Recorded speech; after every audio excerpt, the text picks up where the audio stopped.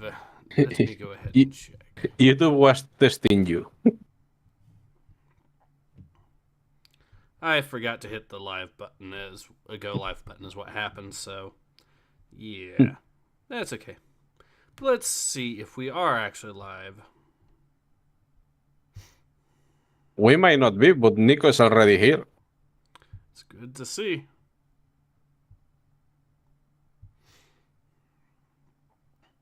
And I got an ad, which I can immediately skip, and yes, we are in fact live. Awesome. Alright, hello everyone, Ace here. Welcome to today's live stream. I'm joined today with returning guest Urosocium. Hello, everyone. Welcome back, Uros, and today we are back with some more Star Wars Empire. We're going straight into issue 22, which is In the Jaws of Death. I can already make some jokes with regards to this cover art. Look, let's forget for a second that hentai exists.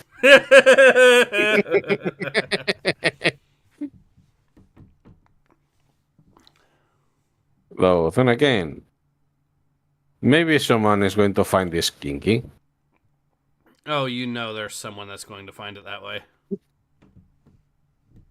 But I am not going to think about that too much because Paul Schlock says this ain't brute force. Yeah, I was thinking, well, normally I do a comic book and a video game live stream every week. So one video game live stream, one comic book. I was having trouble finding guests, so I was thinking about making it a brute force stream, but Uros was able to come on, so this is going to be a comic book stream today. So that's... And to be perfectly honest, I would have been fine with a brute force stream too, because I had to skip the last bit the other day. But at least this is not the High Republic, so it is just as good. Yeah, this is a good Star Wars comic series so far. So, Nico says, hope you guys have fun. Thank you very much. And live. Good. Alright, so let's go ahead and continue. Paul says, nice. Very good. Alright, so let's see how many people actually worked on this comic before it became publicly available. I see one. One person made the script. One person did the pencils, color. Another person did the colors. And then another person did the lettering. So we'll say 2 people actually read the plot of this comic before it became public. 2, not 11, or 10, or 12, and it is going to be millions times better. Yeah, it's not going to have a typo in the first fucking page the way that some High Republic comics have, with 11 people working on them. Now, not ever. Please, Ace. And I have to wonder, how much did this comic cost, and how much does one of the High Republic cost nowadays? I don't know, and if you're talking about to make or to buy, those are going to be very different numbers, I'm sure. But either way, I'm pretty sure in both cases, this is going to be the cheaper option of the two, and let's be honest, it's going to be the better option of the two anyways. Oh yeah. Alright, so Alone Together. The events in this story take place approximately 6 months after the events in Star Wars A New Hope. Okay.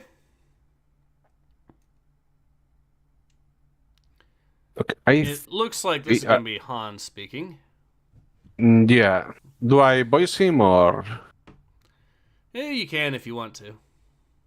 Okay. I've been with the Rebel Alliance for 3 months now. Ever since word spread about the victory at Yavin, the spokesman for the Alliance said that the rebels were fighting for a better future for the galaxy. More freedom, more opportunities. And back home, the opportunities were limited. Then I could have chosen between being a stay-at-home wife or an automated assembly overseer at one of the speeder factories. So this is not Han Solo. Okay. Well, we fucked up. That's okay. You can still voice this character. Okay. Then I am going to give it a more female approach if I can. That's okay. I thought joining the Alliance would be an adventure, but until today, the assembly line on 94 has looked like a dream job. But this morning my assignment has me on board Calais Station, where the Millennium Falcon is on my duty list. Okay, so most likely one of the ground crews. One of the extras, so to speak. I will say this.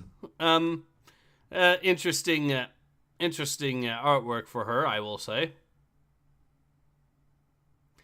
Much better than what you would see with modern High Republic. Yeah, I was going to say, you are not going to see a female, quote unquote, drown this way anymore. Nope, no you won't. Alright, I guess I could voice Han here. How should I know? Try the red one.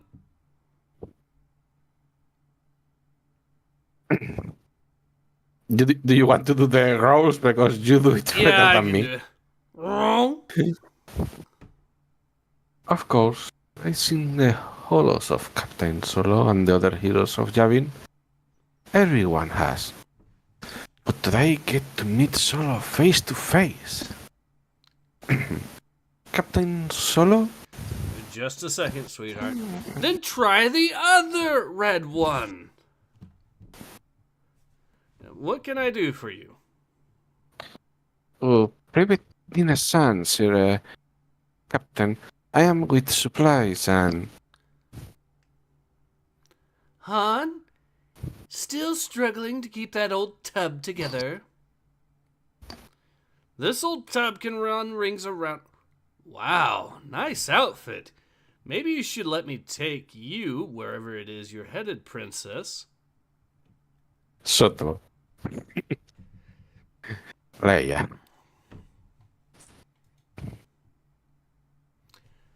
I don't think so. The point of this trip is to make a good impression on the leaders of Argol 3. We were just able to scrape together enough dress uniforms for an honor guard.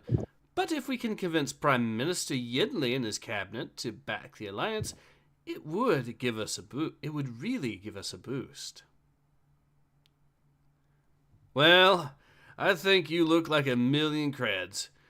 I don't know how they could possibly refuse. Oh, sure. Doesn't a big long know how easy it is to look great when you are a senator and a princess? Alright, you want me to voice C-3PO or should you? I can try. Alright.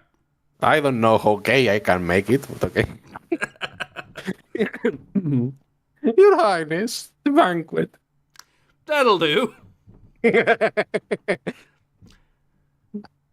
Go and be sure my things are on board. I'll be along in a moment. Look, Princess, I know this banquet is a big deal, but I don't like you going off with without some real protection. What I mean is... Why, Han, do I detect jealousy? Oh.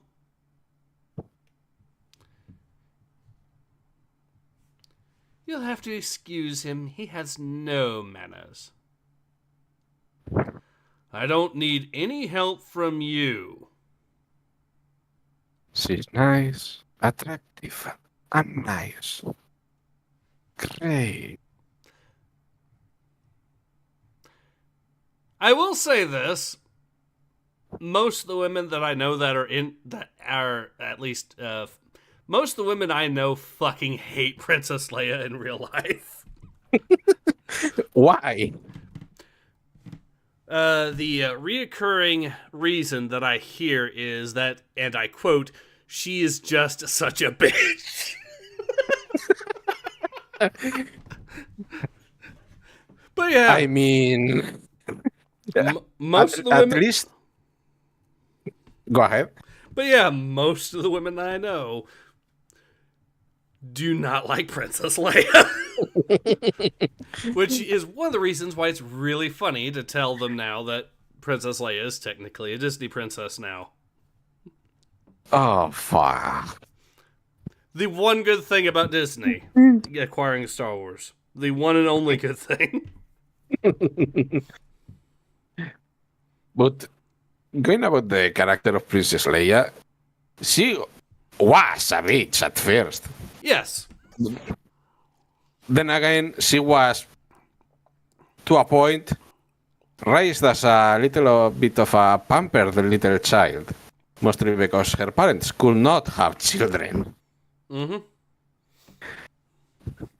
But yeah, I thought that she was more liked amongst women, to be honest.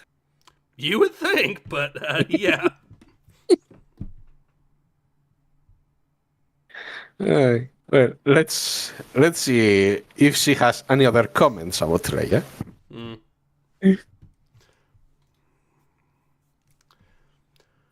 Don't listen to her worship. I have plenty of manners. I'm mannerful. You were saying?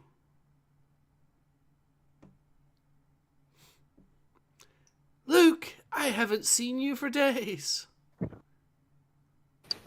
Yeah, they've been keeping Red Squadron pretty busy. Hey, you look great. I wish we were flying an escort wherever you are headed. Argyle 3. Sorry, I keep messing that up. It keeps going Count up. to It was fi- 4. count to No, 3. it is 5. Count to 3. 1, 2, 5. 3, sir. 3.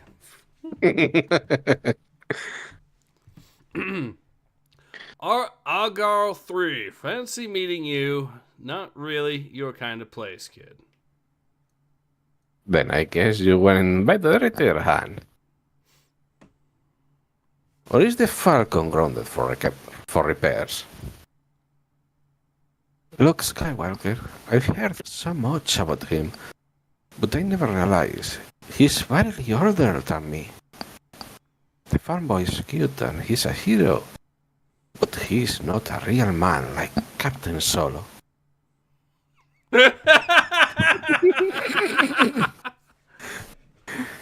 Oh, God.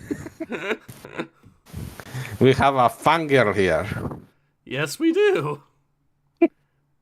Don't you worry about the Falcon. Yeah, if you'll excuse me. I'm with supplies and requisition. I'm supposed to take an inventory of your ship's fuel and ammunition, sir. Well, why didn't you say so? Come on board. I'll give you a personal tour. Leia? Wow, she looks like a monster there.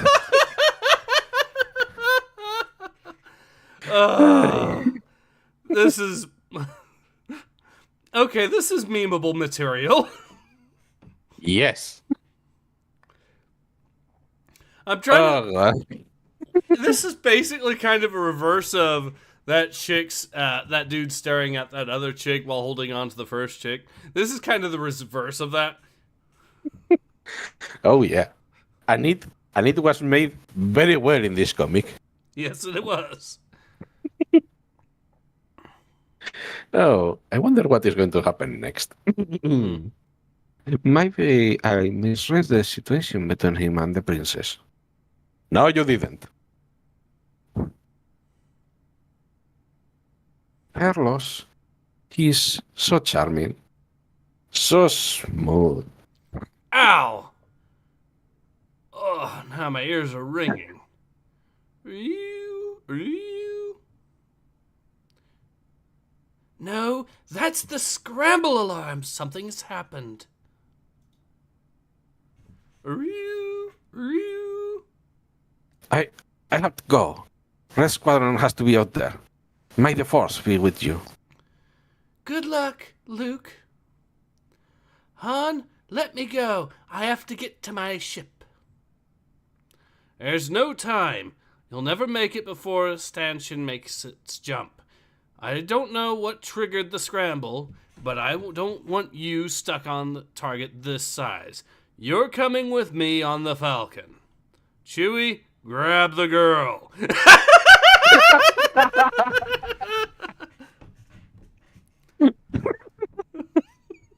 Oh god. Well, she's got a strong man holding her, just not the one she wanted. To be fair, Chewie is an absolute unit. Indeed. Oh man. She also is going to be very lucky for not being in the ship, or she is going to get into an interesting adventure with these two. She likes scruffy dudes. She's now with the scruffiest dude of them all. Oh, my nice. Alright. What's happening? What? Even when the Millennium Falcon's hatch closes, the mystical scream of X-Wings engines is all I can hear. Not that there is anything to hear. None of them says a word. There is no need.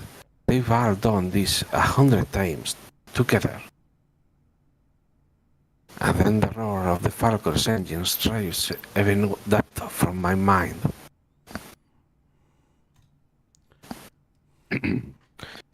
All around us, the ships of the fleet vanish as they make the jump to hyperspace. Let me read. I do have one comment here. So Namu-san says, "Yo, hello, Namu-san, or Nomu-san. Sorry, sorry, I've been having issues reading some of the comments here, but yeah, go ahead."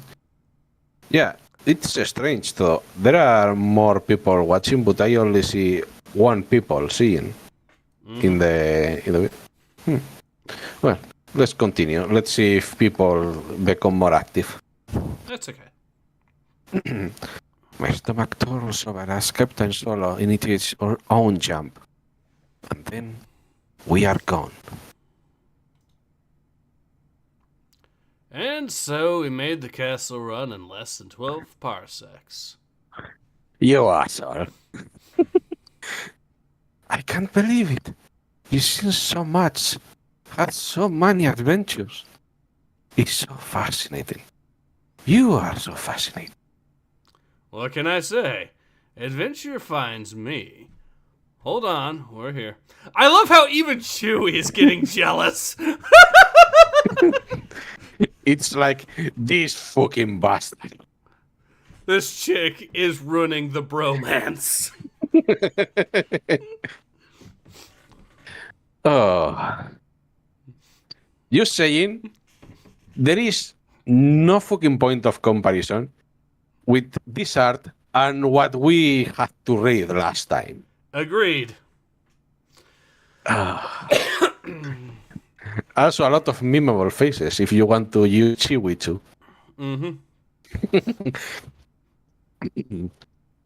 What is here?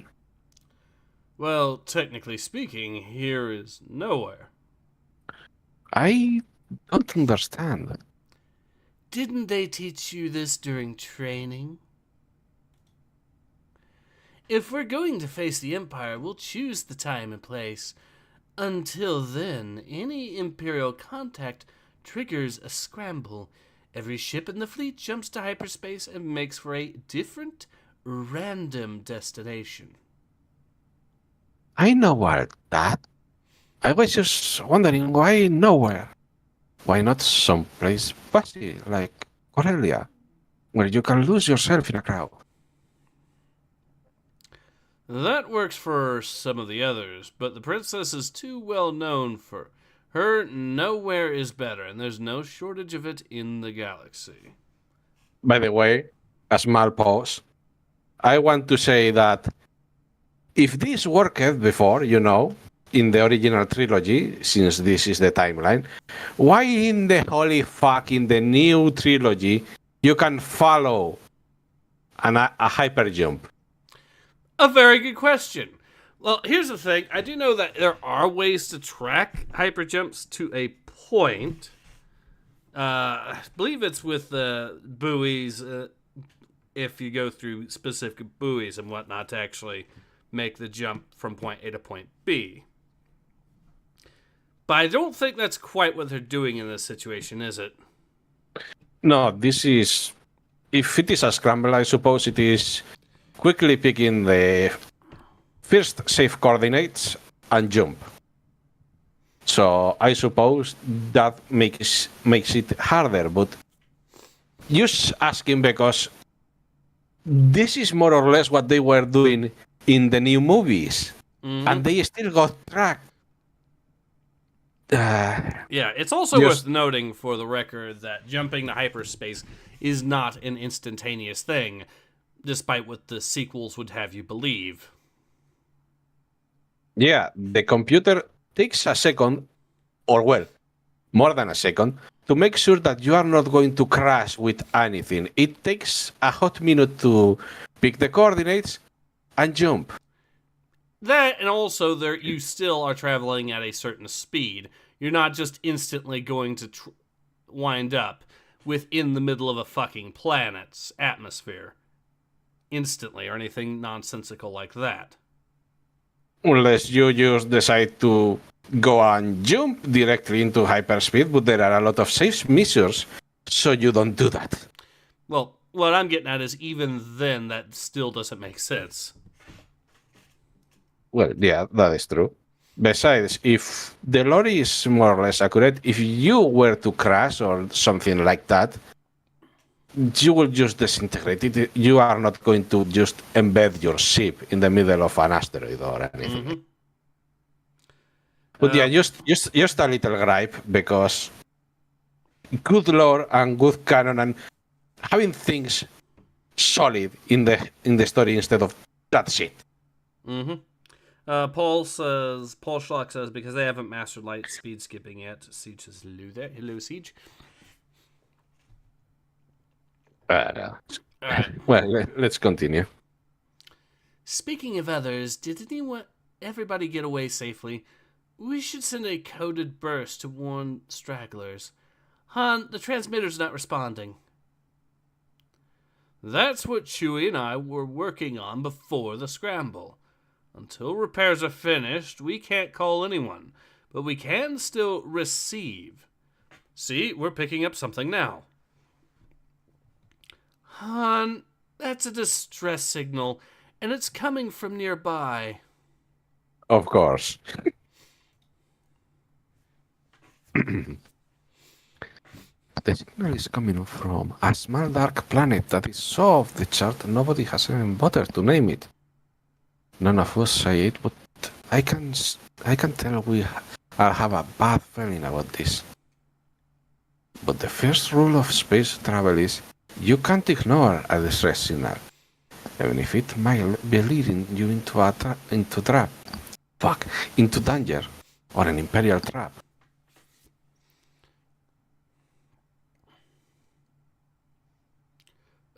Can you imagine being stranded here? That's why we have to help, Han. We're coming up on the source of the signal. Chewie, break out the glow rods and the blasters. I'm setting down here. No sense getting closer until we check out the situation.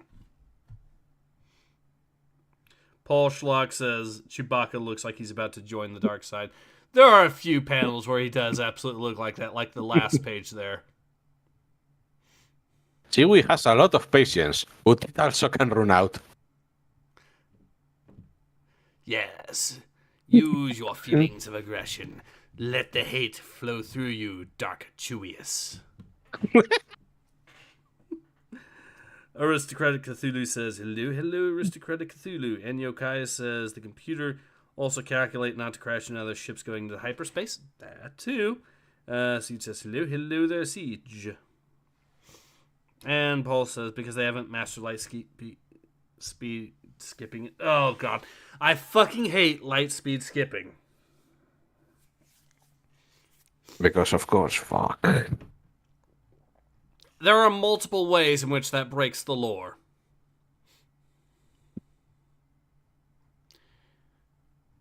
And you think they give a shit because they made sure to break everything.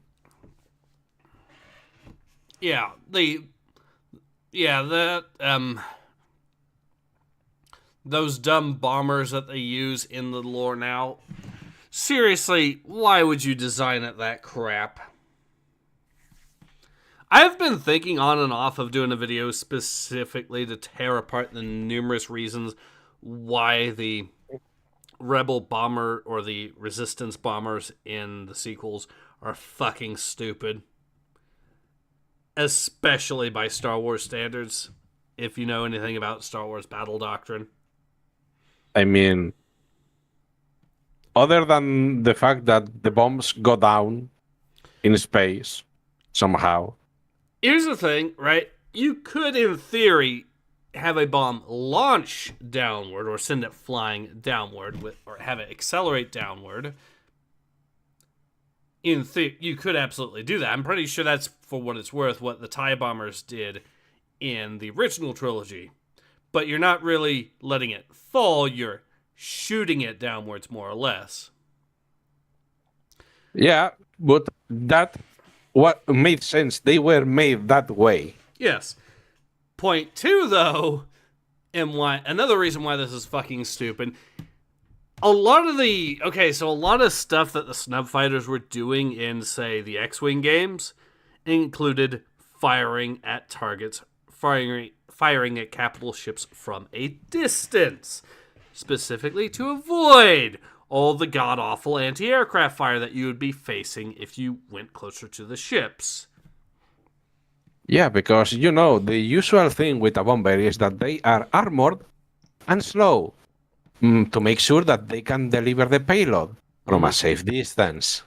Point three, you also have starfighters like the Havoc from the Star Wars Starfighter / Jedi Starfighter series, where it's established that yes, it does have bombs, and yes, it can use the bombs in space, but it also shoots the bombs forward. So for one thing, you can actually lob bombs in at a distance in atmosphere, or you could use the bombs like improvised missiles in space. Yeah, more or less like a Doomfire torpedo. Yes. And then there's the number of reasons why the bomber design itself is crap, including both, again, in-universe as well as the inspiration for it. For those who don't know, these bombers were supposed to be inspired by the B-17s from World War II, which is a fucking insult to the B-17, if you ask me. Because the Resistance bombers are extremely slow, extremely fragile, and have scarce protection. Whereas the B-17s were not slow bombers at all. In fact, they were one of the faster bombers, specifically. They also went out of their way to make sure the things were durable, because they knew that they would have to send these things in by themselves a lot in the early stages of the bombing campaigns. And while there is plenty of examples of Germans obviously shooting these things down, they were really tricky to actually deal with, and they had to invent a whole bunch of weird tactics to try to deal with them, because the combination of the gun layout on a B-17, in addition to the box formation, meant that there were no blind spots that they could just fly in and attack the bombers from. The absolute best early on was, in theory, you could find less fire if you attack them from directly head on, which is why they had the chin gun added, starting with the G version. But the point is, they had to do things like dropping cables from up high to hope to catch the wings to slice through the wings. Or in some cases, the Germans were actually dropping bombs with timed fuses at about 10,000 feet or so above the planes, in hopes that the bombs would basically detonate amongst the formation or do stuff like that. They had to get really creative to really do stuff to fight them. And they also, of course, did not fly so fucking close to each other that taking out one meant taking out two or three.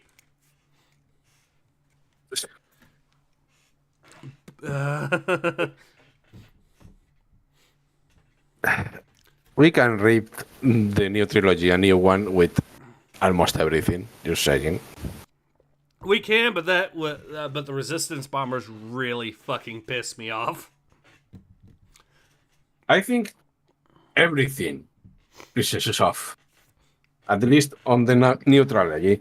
But yeah, there are some designs that I don't know why they made it that way, other than, I suppose, rule of cool, perhaps. But it's not even cool. It's a Well, no, slow-moving, poorly defended bomber whose only quality of note is the sheer amount of bombs that it carries, assuming you can actually get there. which are things considered you should not be able to, but okay. Oh, and another thing about the durability of the B-17s, it's not that they were heavily armored, right? You could, for example, push a screwdriver through the hull of a B-17 if you wanted, but they were designed to be able to get poked a lot of times with holes and be able to still fly, to the tune that there are cases of B-17 of German planes crashing into the fuselage of a B-17, and the B-17 is still able to fly home and make it home. Yeah, if you try something like that with the resistant fighter, you probably can go with a TIE fighter and go through the fucking bomber.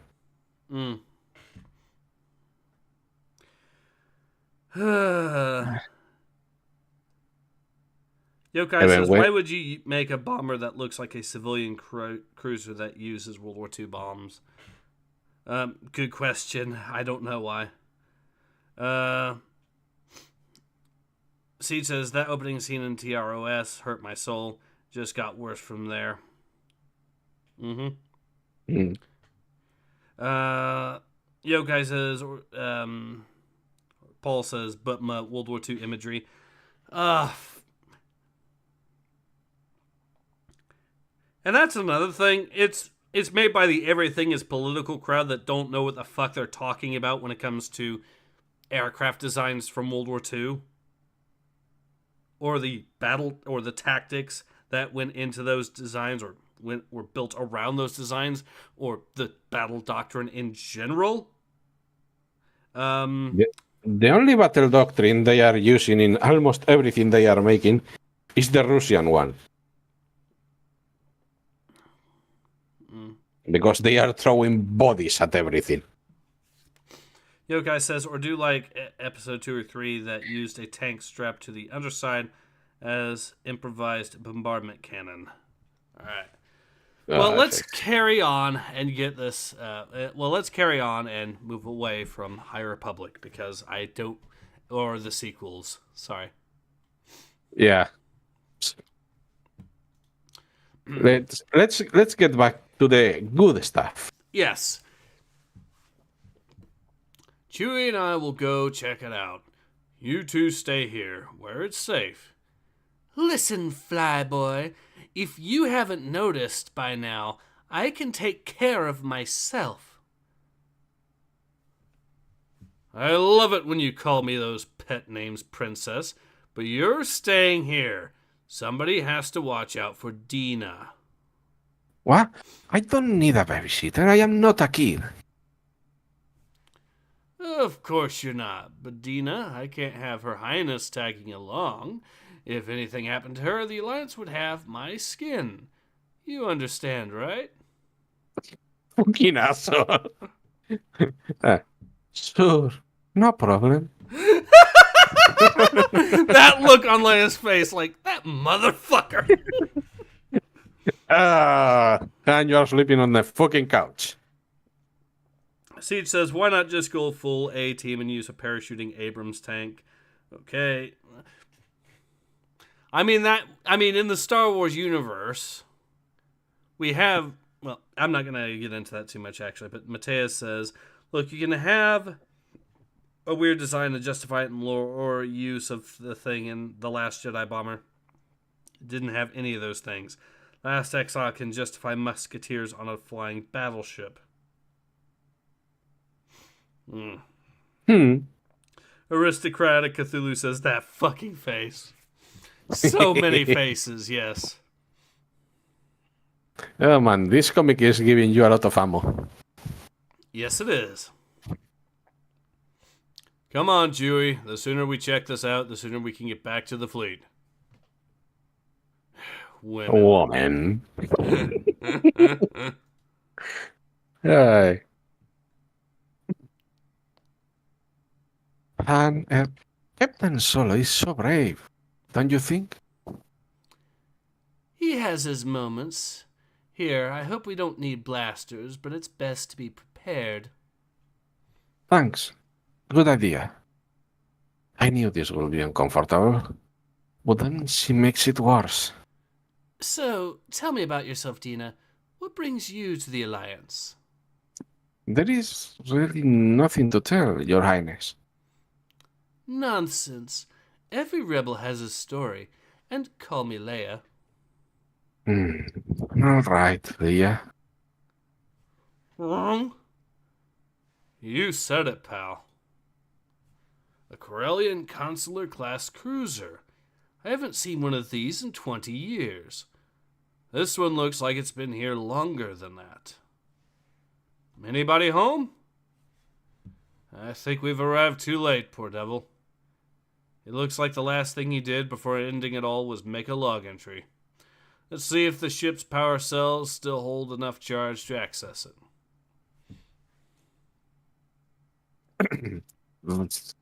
Day 120, I think. Food ran out 5 days ago. Water went yesterday. I have to do what needs to be done while I still have the strength. My blaster's almost out of power. I'm sure I'm not going to let it take me like it took the others. If you are washing this hollow, well, thanks for nothing.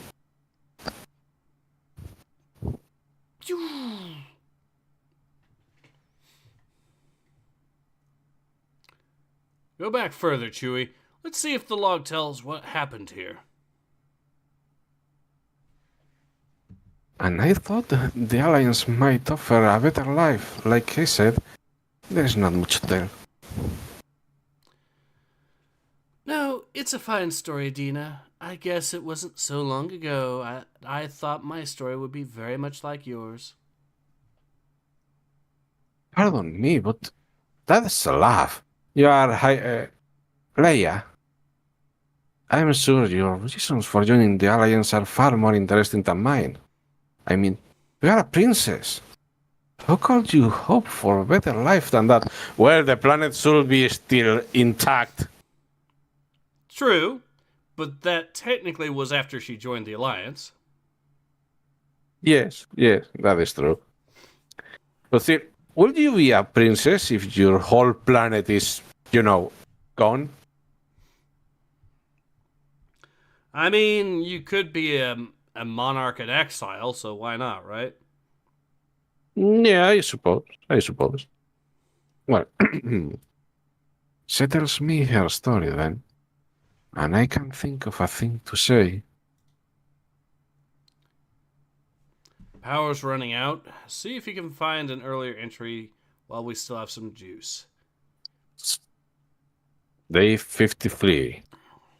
We took blasters, Prentice and the others never had a chance. That thing had them the second heap out of the ship. No, I am a... Day 15. The crash must have attracted local wildlife, or woke thing up. It's been crawling this way for a week. It's slow, but persistent. Now it is practically the hatch. If you had this message, was careful. It's becoming a lot dangerous. With the power drained, nobody else will be dropping by. The crew can rest in peace. Relax. Whatever killed them did it decades ago. You don't see any sign of it now, do you? Yes, I do. Why people do these things? It's like you are summoning every bit of bad luck you can. Anyway. Well, yeah, the princess finishes her story. I feel so small, so wrapped up in myself. I couldn't say it. Of course, Han loves her. What man won't? She's brave, smart, and... Pew, pew, pew. Blaster shots, come on! But... Han and Chewie are in trouble. Hurry! Leia, don't get too far ahead of me. Chewie, listen to me. If you can break free, go. Get back to the Falcon. Get Leia to safety. Do you hear me? No, Chewie, I said get out of here. Dina, hurry. I can't move. Every part of me screams, get out of here! Get away! But Leia runs into the danger, without a thought for herself. Dina, find Chewie's blaster. Bring it to me. Leia, get to safety. I'm not going anywhere without you.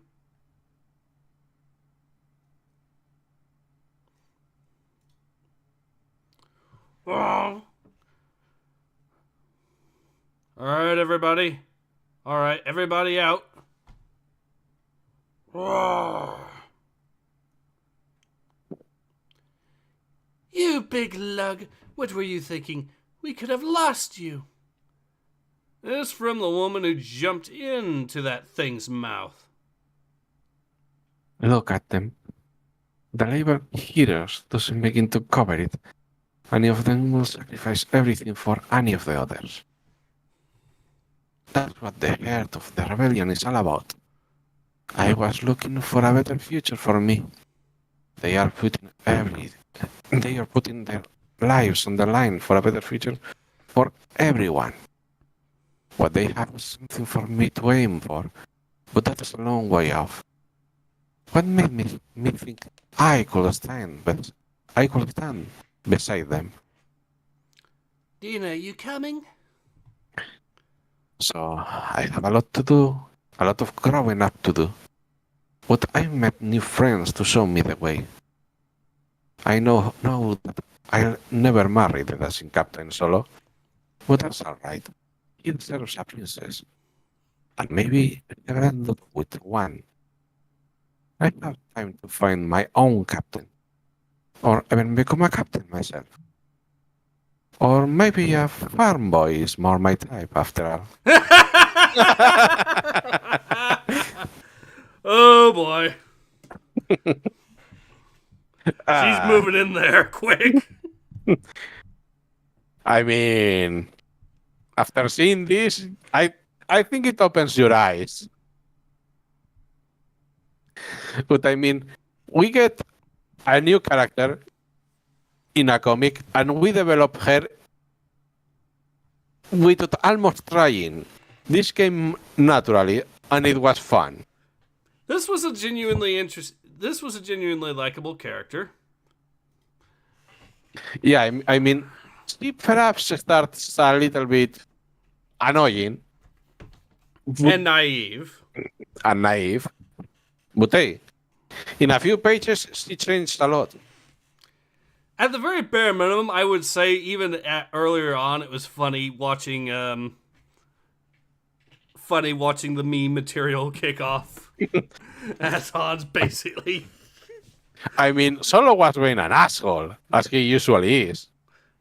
But he's a very entertaining asshole. Yeah. But to be honest, you are probably getting close to the limit when Chewbacca is looking at you like, man, cut it out. Yeah. But hey, for a relatively simple short comic, it was not bad at all. I agree. This was a pretty fun comic. You know it's a good comic when even with a deviation that we had to basically trash more Disney, even with that deviation in mind, we still took only 45 minutes or so to finish this comic. Yeah, and I think the Disney bashing was around 15 minutes or so. This was going to be probably the usual half an hour of a good comic. Indeed. So yeah, I'd say this was a pretty enjoyable issue here, and I would say the plot here was simple and straightforward, but it was fun. Yeah, it was what you will have when you are done with your main mission in a Dungeons and Dragons campaign and say, I need a little seed adventure for today.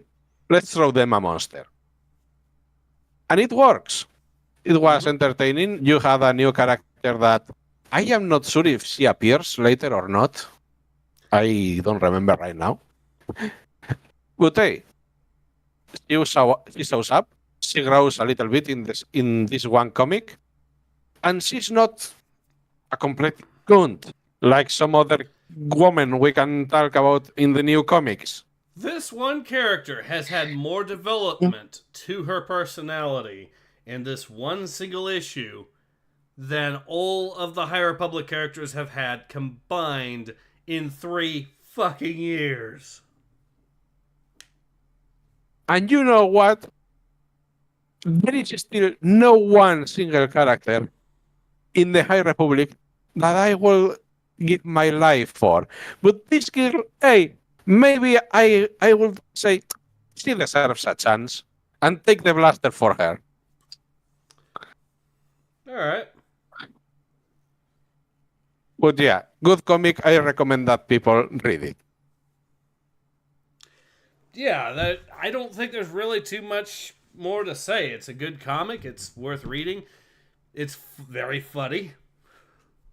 Well, the only thing I will say I will have liked a little bit more of is the monster, mostly because I like monsters and we didn't see it very well at all. But hey, it was the monster of the day. It is fine. It's basically what the Gringier should have been, or the Dringier should have been in High Republic. A single issue thing that just went away. Yeah, but that will mean that they put some effort and that it was at least passable good. Yeah. Not what it was in the end. No. So yeah, I think we're at a good stopping point. Admittedly, we've only been at it for 50 minutes, but hey, this was a short but sweet 50 minutes. That was a comic that was well worth reading. So, is there anything else? Yeah, that at the start, I am sorry to have given this girl the voice of a man. But other than that, no. This is a good comic, and it was fun to read it. Yep, and I think, that'll about call it. So, this has been Ace. And this has been Uros. Thank you for being on, Oris. Whenever you need me, man. And we both hope to see you all again soon. Until then, take care. Ace out.